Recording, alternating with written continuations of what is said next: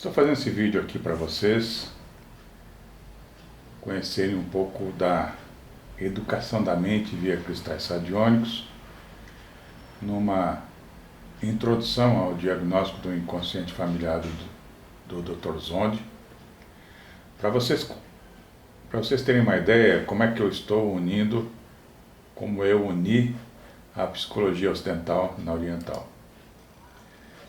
Então, apresento-lhes 3 mestres do comportamento, 3 mestres do inconsciente do ser humano, iniciado pelo Dr. Freud, depois pelo Dr. Jung, e esse é o Dr. Zonde, que eu vou falar daqui a pouco para vocês. Ele nasceu em 1893 e morreu em 1986. E para a gente falar do Zonde, eu preciso primeiro rapidamente falar sobre o Freud. E começou toda essa história da psicologia. Em 1900, o Freud começou a desenvolver a teoria do aparelho psíquico, onde ele determinou que o aparelho psíquico era um todo contínuo com vários compartimentos. Uma parte que era consciente, uma que era inconsciente e uma que era pré-consciente. E determinou também a existência desse inconsciente, que está relacionado aos nossos instintos, que é algo fisiológico, algo que está ligado ao nosso material reprimido, ou seja, tudo que tenta escapar através de lapso, tipo oral, escrito ou sonhos. E o objetivo inicial nos tratamentos dele, em 1900, era procurar essas pistas inconscientes. Em 1923, 23 anos depois, ele fez um aperfeiçoamento da teoria inicial dele, onde ele entrou com o conceito de pulsão, ligado a instintos.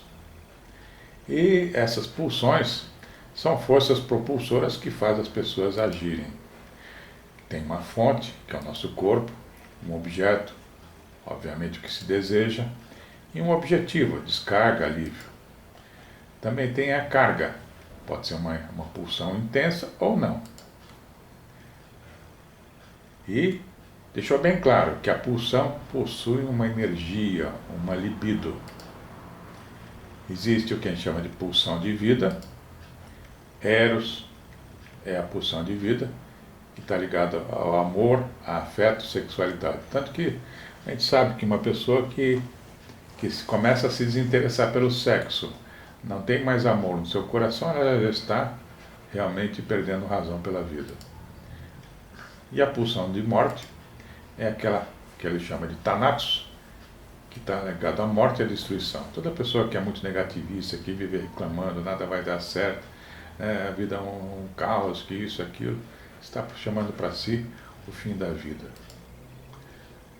E, posteriormente, ficou claro o que é um conceito que todos nós já estamos carecas de ouvir, sobre o id, ego, veja que eu coloquei ego entre aspas aqui, e superego. O id seria os nossos instintos, que são os conteúdos inconscientes, e opera pelo princípio do prazer, não possui controle, quer uma satisfação imediata. O ego, entre parênteses, volto a repetir novamente, porque a gente vai expandir esse conceito de ego do Freud. O ego, freudianamente falando, é um mediador, a memória, a percepção do mundo, a função que mantém o indivíduo, nós mesmos, digamos, convivendo em sociedade. E o superego é aquele que é aquela parte da nossa mente que é crítica, que impõe normas culturais, tribais, nem sempre ajuda, às vezes mais atrapalha do que ajuda. E para se entender um pouquinho melhor sobre o id, ego e superego, foi que se criou a relação da nossa mente como sendo um iceberg. Então, aqui veja que nós temos uma desenho de um iceberg aqui, onde a parte superficial representa o nosso ego, o id seria a parte submersa do iceberg, e o superego é um intermediário entre o ego e o id. E na análise transacional existe uma relação, para quem quer entender melhor sobre esse negócio de id, ego e superego. O id representa a criança, o adulto, o ego, E o pai, o superego. O pai é aquele punitivo, que cobra resultados, né? O adulto, na análise transacional, o objetivo da análise transacional é fazer com que a pessoa não tenha comportamentos de criança nem de pai, e sim de adulto. Aliás, toda a base da psicanálise está baseada nesse princípio, fazer com que as pessoas se comportem como adultas, não como crianças nem como pai, super protetoras, super exigentes e outras coisas mais. Bom, vamos continuar. E o desenvolvimento da personalidade, segundo Freud, que magnificamente mapeou para a gente, diz que uma criança, quando nasce, até 1 ano de idade, ela entra na fase oral, que é a fase em que está sendo amamentada. Depois, quando ela sai da fase da amamentação, ela entra na fase anal. E finalmente entra na fase fálica, que vai até 5, 6 anos de idade, que se junta com a possibilidade da que a gente chama de complexo de Édipo. Porque dizem que nesse período, mais ou menos de 3 anos, a criança começa a descobrir a sua sexualidade e pode entrar em crise com relação, porque ela tem que começar a andar com roupa, não pode mais ficar à vontade, andar peladinha pela casa, tem um monte de normas, começa a cobrar que a menina não pode ficar se mostrando, né? O menino tem que ficar se mostrando, tem que esconder tem que esconder o sexo do outro. E aí a criança começa a entrar no que a gente chama de complexo de Édipo. Muitas vezes o menino briga com o pai e a menina briga com a mãe. E essa coisa do Édipo está ligada com aquela história do rei, né? Que foi morto pelo Édipo, né? E se casou com a mãe. Em resumo, eles falam que essa questão do complexo de Édipo é quem determina toda a nossa sexualidade no futuro. Enfim, tem muita coisa para se falar aqui, mas a gente não está preocupado muito com essa fase ocidental. A gente não está muito preocupado na terapia que a gente se propõe. A gente tem que conhecer isso, mas não é isso que resolve. Nós temos que entender esse processo e, em termos de tratamento, vocês vão entender como é que a gente se propõe daqui a pouco. E também, para citar um pouquinho mais, cito aqui no caso as psicopatologias do Henry Hay, que é um dos pais da psiquiatria, né? Que escreveu um livro muito utilizado em curso de psiquiatria. Ele diz que os fatores genéticos mais as experiências infantis provocam o que a gente chama de exposição para uma determinada psicopatologia, que geram os fatores externos encadeantes, e esses fatores externos desencadeantes provocam justamente os sintomas mentais. E ele divide as psicopatologias em neurose, psicopatias e psicoses, né? Vamos dizer assim, a questão dos desequilíbrios mentais são divididas em neuroses, psicopatias e psicoses. As neuroses todos nós somos. As neuroses significam conflitos leves, algo leve, em que nós temos consciência deles. Tipo angústia, fobia, obsessão, compulsão, histeria.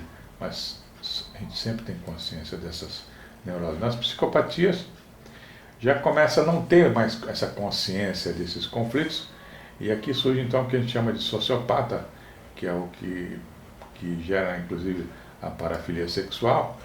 E finalmente o mais agravado de todos são as psicoses, que está ligada à esquizofrenia, ao problema bipolar, que é a antiga psicose maníaca depressiva, ou PMD. Então, como a gente falou, a neurose, existem vários tipos, vamos dizer assim, a neurose fálica, cujo mecanismo de defesa é o deslocamento, a evitação. Tem a neurose obsessiva compulsiva, que geralmente surge na fase anal do desenvolvimento da criança, que é uma obsessão, ideia que não sai da cabeça. A compulsão, né, é outra neurose obsessiva compulsiva, que é aquela pessoa que fica conferindo se a porta está trancada, a mania de limpeza, outras coisas mais. Tem a histeria, que o histérico usa de todos os recursos como sedução, isolamento do afeto, e nunca se resolve o problema dela. Esse é o histérico normalmente de origem, né? E tem aqui, o histérico também ele se desenvolve, está ligado aos mecanismos de defesa, conversão, dissociação. Agora, rapidamente falando da psicopatia, são sintomas que se manifestam somente na fase adulta, cujas características comportamentais, que não possuem sentimento de culpa, possuem um superego terrorífico, geralmente se casam com mulher maníaco-depressiva, obsessiva, e entram no exército. São os chamados psicóticos, né? Vamos dizer assim, psicóticos não, psicopatas, né? Tipo, a maioria dos nossos políticos são psicopatas. E as parafilias sexuais, tá? Mecanismos de defesa tanto na fase oral quanto na fase anal. Necrofilia, sadomasoquismo, alcoolismo, cigarro, né? E vícios de todos os tipos. Agora, entrando na questão da psicose, falando da esquizofrenia, a esquizofrenia existe a característica de que tem 4 características, ou seja, conhecido, para você definir um psicótico que esteja com esquizofrenia, ele tem que ter 4 As, ou seja, ele tem que ser uma pessoa com comportamento autista, que é fechada no mundo dela, é uma pessoa que tem uma ambivalência afetiva, que numa hora gosta de você, na outra hora te detesta, é uma que vive fazendo associação de pensamentos, né? Não consegue, faz pensamentos caóticos, está sempre associando, tentando entender, enfim, a esquizofrênico ele viaja muito na maionese. E a questão da afetividade, que é a alteração de humor sem estímulo algum, alegria e ódio. Então esse seria o bipolar, ou psicótico maníaco depressivo, em que você tem ele nos extremos. Quando a pessoa chega a ser bipolar, ou quando ela está na fase maníaca, uma pessoa extremamente agradável, alegre, risonha, que chega a ser contagiante. E quando ela entra, tá, na depressão, ela pode até se matar. Agora vamos entrar, né, de posse dessa introdução na psicologia ocidental, onde ele citou o Freud e o Henry. Vamos falar um pouquinho dos estudos do inconsciente do Dr. Zonde, que inconsciente familiar. O Dr. Zonde, ele nasceu na Hungria, foi médico pela Academia de Medicina da Universidade de Budapeste. Em 1926 foi assistente da psicologia experimental desse professor aqui. Em 1927 até 1941 foi professor assistente de psicopatologia e biologia na Universidade de Budapeste. E de 41 a 47 desenvolveu o que a gente chama que é conhecido mundialmente como a psicologia do destino familiar, e junto com ele o diagnóstico experimental das pulsões, onde você consegue colocar em prática tudo que ele estudou. Em 1956 colocou o conceito do destino humano em bases científicas, onde o diagnóstico, a patologia, o prognóstico e a terapêutica do comportamento humano podem ser determinados com enorme precisão. Veja bem, colocou o conceito de destino humano em bases científicas.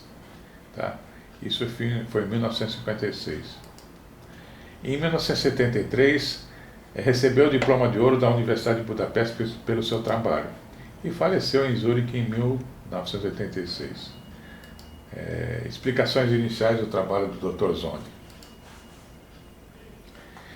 O Dr. Zonde descobriu que tanto no homem quanto nos animais há 6 doenças mentais hereditárias: a mania e a depressão, a epilepsia e histeria, o sadismo e o hermafroditismo. Veja, tanto o homem como os animais possuem essas 6 doenças, digamos, psiquiátricas, e que também são hereditárias. E o homem é o único animal que desenvolve esquizofrenia por causa da catatonia e da paranoia. E eu volto a repetir, né? A esquizofrenia está ligada ao autismo, à ambivalência afetiva, à associação de pensamentos e alteração de humor sem estímulo nenhum. Ou seja, sabidamente, o homem é o único animal que possui instintos perfeitos. E aí eu observo que aí a gente já começa a linkar, tá, todo o trabalho do Zonde com a astrologia chinesa. Por isso que eu coloquei aqui o homem em meditação entre o céu e a terra e os 8 animais básicos que eu vou explicar com detalhes nos cursos mais avançados. Mas na astrologia chinesa, há milhares de anos, se diz que nós nascemos com uma característica animal e que temos que desenvolver isso. E o Zonde nos diz que o homem também tem comportamentos, né, pulsionais iguais aos dos animais. Hoje, a compreensão das pulsões se divide nessa fase aqui. A gente diz que o homem é um ser instintivo, possui emoções, possui sentimentos, possui razão e possui intuição. E essas características, essas 5 características, podem ser resumidas como sendo o yin e o yang da mente. Percebam que os instintos e as emoções são a parte mais yang. Por quê? Porque os instintos e as emoções, elas são hormonais e racionais e elas nos movimentam. Já os sentimentos se classificam como aquelas emoções secundárias, porque a gente fala que as emoções, no geral, se dividem em emoções primárias e emoções secundárias, onde as emoções primárias são aquelas que realmente são hormonais e racionais e nos movimentam, e os sentimentos são aquelas emoções das quais nós temos consciência, tipo, poxa, por que eu estou com esse medo? Por que eu estou com essa raiva? Por que eu estou com essa preocupação? Né? É algo que, o sentimento é algo que tem a interferência já um pouco da razão. Veja que a razão e a intuição possuem uma característica mais yin, porque elas acontecem no córtex cerebral, né? E tem um tempo e espaço, e a gente aí, no caso, a gente consegue ponderar sobre o que está acontecendo e, diferentemente dos instintos e das emoções, permitir que elas se manifestem ou não. Então, as pulsões em si, elas existem desde os níveis de sentimento até os instintos. E sobre a ação das pulsões no ciclo da vida, é isso que é a contribuição do Zonde, foi legal, que ele diz que quando nós nascemos, quando nós estamos no mundo, na hora do nosso nascimento, as 2 pulsões que vão começar a se manifestar, se desenvolver, que são muito importantes, é a mania e a depressão, que são pulsões que naturalmente existem na fase oral. A mania existe na fase oral e a depressão na fase anal. A hora que nós passamos esse período de adaptação, de compreensão do universo, tá? A gente entra na fase de aceitar o nosso sexo, que aqui entra a pulsão do hermafroditismo e do sadismo, que são as 2 pulsões que estão ligadas justamente como nós vamos agir sexualmente ao longo da vida. Depois vem a questão da socialização, onde existem as outras 2 pulsões, histeria e epilepsia, que são justamente os nossos princípios éticos e morais, que estão ligados ao nosso superego, que no sentido de nos socializar. Ou seja, veja que nós temos todo um processo de desenvolvimento, até a questão da socialização, em que as pulsões, tanto animais como as pulsões animais, estão aqui nos ajudando a compreender, ou seja, elas estão o tempo todo atuando. Mas veja que isso tudo está ligado com o que a gente chama, e aí deixo bem claro, que a última etapa do Dr. Zonde é ser ele mesmo, que está ligada ao desenvolvimento da nossa mente. Porque o ser humano é o único homem, O ser humano é o único ser que desenvolve a esquizofrenia por conta do seu cérebro, do seu ego. Aqui, ser ele mesmo estaria ligado ao nosso ego, aquilo que nós somos. Então a gente diz que esse fator, ser ele mesmo, ele está presente em todas essas fases. Quando nós nascemos, quando nós estamos no mundo, esse fator cerebral está, né, através da paranoia e da catatonia, observando as pulsões de mania e depressão e aprendendo a humanizá-las ou não. Tá?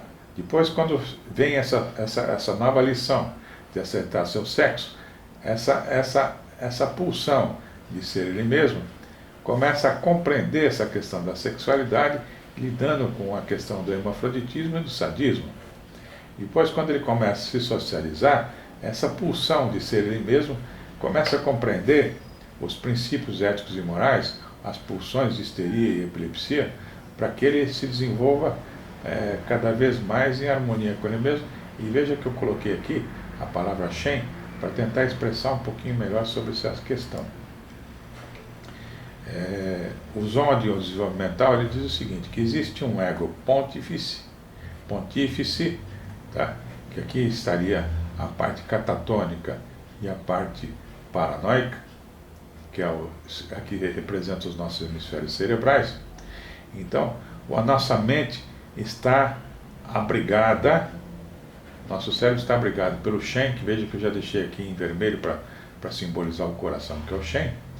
Então, o segredo todo o trabalho da psicoterapia do Zonde, unida na terapia do bem, terapia do bem em si, unindo essa coisa oriental, está em conectar esse ego pontífice justamente com o Shen. Porque da forma como o ego pontífice está organizado, é que ele consegue lidar com essas pulsões animais de mania, depressão, sadismo, hermafroditismo, histeria e epilepsia, humanizando essas pulsões para que eles tenham uma vida muito mais harmoniosa. Deixa eu tentar explicar melhor. O Zonde, ele diz que o ego pontífice é quem faz a ligação de Deus e o ser humano, entre Deus e o ser humano. Então, a gente volta a citar sobre o ego pontífice aqui, em que esse quadrinho, veja que ele divide o cérebro em 4 etapas, que é o não ser e ser, não ter e ter. Esse quadrinho é chamado da masmorra dos nossos ancestrais, porque aqui é o quadrinho da projeção, onde uma criança ela pode projetar para o futuro, né, dela mesma, tudo que seus pais foram. Uma coisa legal do Dr. Zonde é que ele fez um trabalho interessante. A gente sabe, sabidamente, hoje, pelos estudos de neurociência, se confirma que as doenças elas têm um fator hereditário. Então, se você tem um pai, um avô que teve problema cardíaco, o pai que teve problema cardíaco, sabidamente você tem grandes chances de ter problema cardíaco, porque isso já foi mapeado nos seus genes. Isso é uma coisa praticamente científica. Se sua avó teve câncer de mama, sua mãe teve câncer de mama, você vai ter câncer de mama também. As chances são muito grandes. Isso é uma questão hereditária. O que está se avançando em termos de neurociência hoje é sobre essa questão psíquica, onde se está questionando cada vez mais que os comportamentos de nossos bisavós, avós, também podem se manifestar em nós. E os Zonde já tem todo um trabalho voltado nesse sentido. É nesse aspecto que eu me refiro, que esse quadrinho aqui, o Zonde fala que é a masmorra dos nossos ancestrais. E aqui está ligado à nossa projeção, ou seja, tudo aquilo que os seus pais foram, seus avós foram, você pode repetir em vida, porque é uma herança hereditária. Você pode continuar o trabalho dos seus avós, dos seus bisavós, porque isso é uma questão hereditária. Ao mesmo tempo, você pode piorar os comportamentos dos seus pais, seus avós, se você não compreender esses princípios. Porque aqui, veja bem, a gente fala aqui que quando você está na infância, depois quando você chega na adolescência, se você tem consciência do que foram seus parentes em si, os seus antepassados, você pode na adolescência alimentar as coisas mais positivas que seus parentes fizeram e desenvolvê-las. Ou então trabalhar pela lei da casuística, né? sem lógica, o que é mais triste.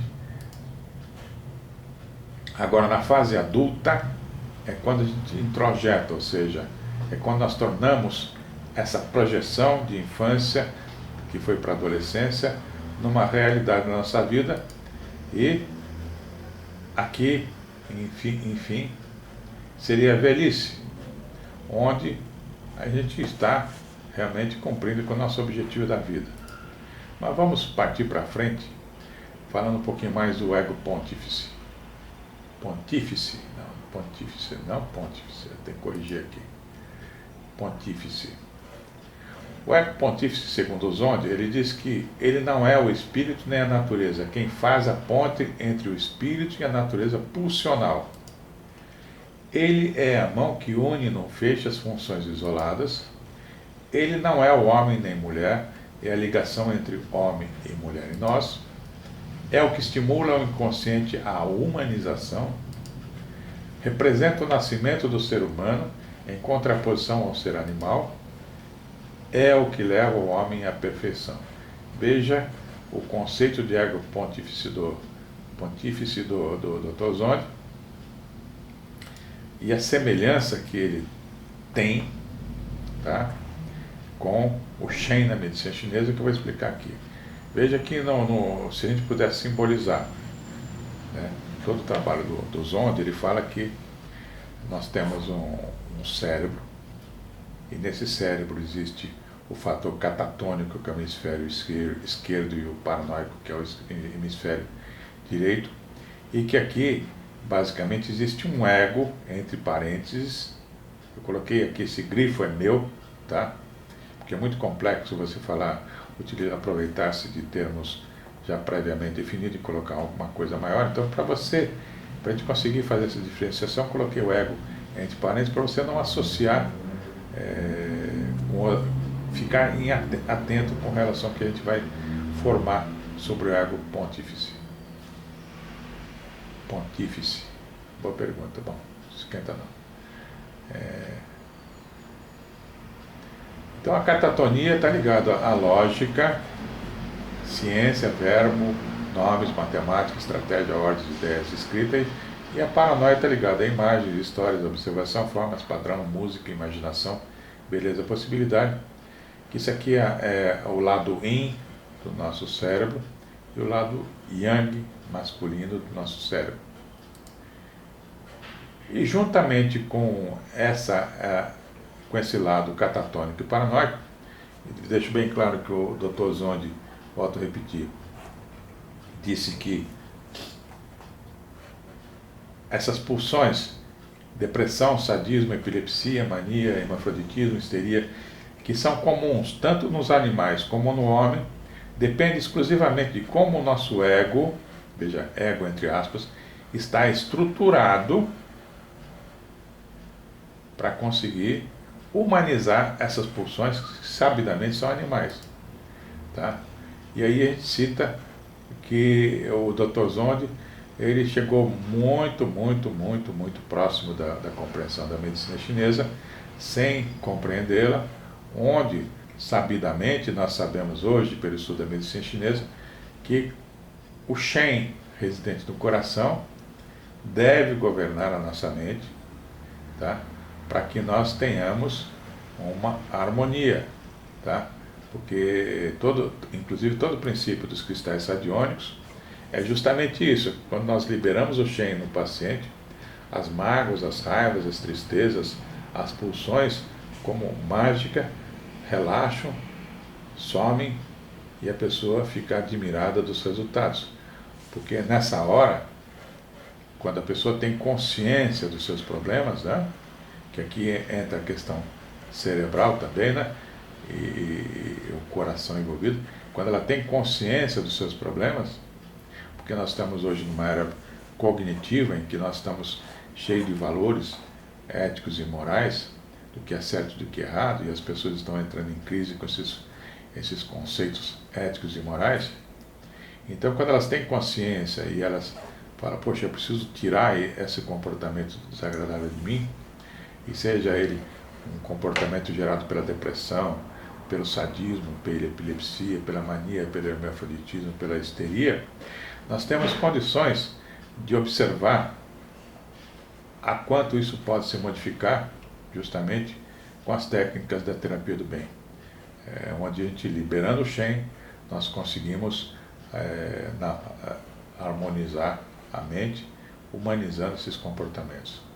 Em resumo, era isso que eu queria mostrar para vocês sobre o que eu estou fazendo em termos de união da psicologia ocidental e oriental, unindo, utilizando-se do Zonde como ponte para compreender o psiquismo oriental e todos os efeitos que nós estamos conseguindo com os cristais radiônicos na solução de mágoas, raivas, tristezas, preocupações, traumas de todos os tipos. Grande abraço.